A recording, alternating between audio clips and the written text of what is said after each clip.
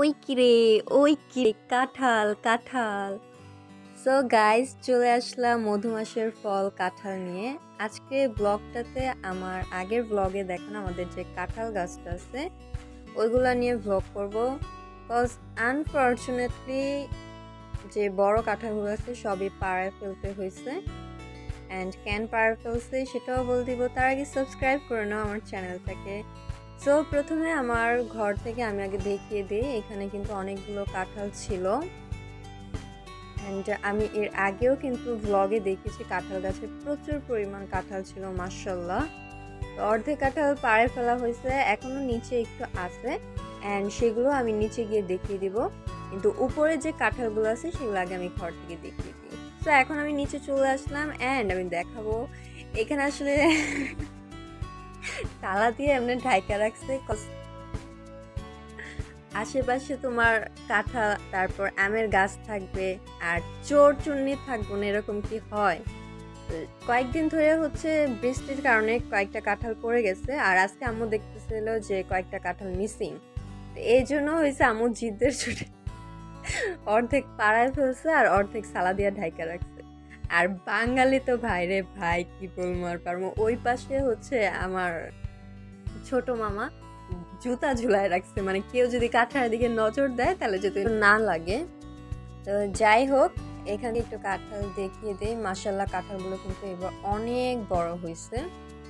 তো যেহেতু ঢাইকা আছে, তারপর আমি ভিতরের দিকে কিন্তু দেখাই দিছি, আর উপরেগুলো কিন্তু আমি ঘর থেকে আগেই দেখাই দিছি। তো নিচে আসলাম আসলে দেখাই যে কি করে রাখছে গাছে। ওই যে উপরেগুলো ওইগুলো কিন্তু আমি আগেই ঘর থেকে দেখায় রাখছি।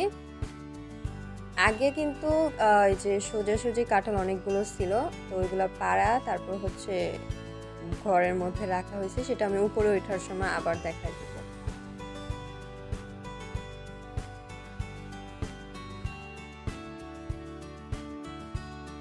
আসলে আমাদের মানুষদের প্রবলেম কি, আমরা হচ্ছে নিজের কিছু কিছু অভ্যাস চেঞ্জ করতে পারি না।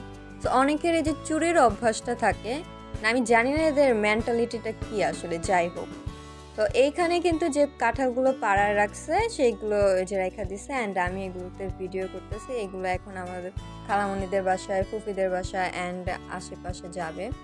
সবচেয়ে মজার ব্যাপার কি, কাঁঠালগুলো কিন্তু দেখতে অনেক বড় লাগে, কিন্তু এইগুলোর ভেতরের কিন্তু যে রোয়া বলে, সর্বোচ্চ গেলে হয়তো 4টা 5টা হইব, কোনোটায় 2টা হইব, মানে এরকম। হয়তো আপনারা বিশ্বাস করবেন না, বাট এর ভিতরে কিন্তু অনেক কম হয়। আর আমি স্পেশালি কাঁঠালটা তেমন পছন্দ করি না, বাট আমার ঘরের ফ্যামিলি মেম্বার্সরা খায়। তো ওই ভোগী চগিতে অনেকবার যখন দেখি যে সাদা সাথী আর তাদের থামতাছে না, তখন একটা মুখে দিতে হয়। বাট এটা কিন্তু অনেক টেস্টি একটা ফ্রুট, যদিও আমার পছন্দ না। তো আমি ওইটাও দেখাই দিব যে এই যে আমাদের ঘরে যে কাঁঠালটা ভাঙছে ওইটা কিন্তু মাত্র 5টা রোয়া হয়েছে। হ্যাঁ, কিন্তু বাহির থেকে এত বড় একটা কাঁঠালে মাত্র 5টা রোয়া হবে, এটা কি কেউ ট্রাস্ট করবে?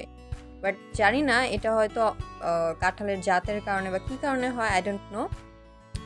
বাট যাই হোক, আপনাদের সাথে আমার আরেকটা ভ্লগ শেয়ার করলাম। তো ভ্লগটা কেমন লেগেছে অবশ্যই বলবেন। আর হ্যাঁ, কাঁঠাল কার কার ফেভারিট ফ্রুট আমি একটু জানতে চাই।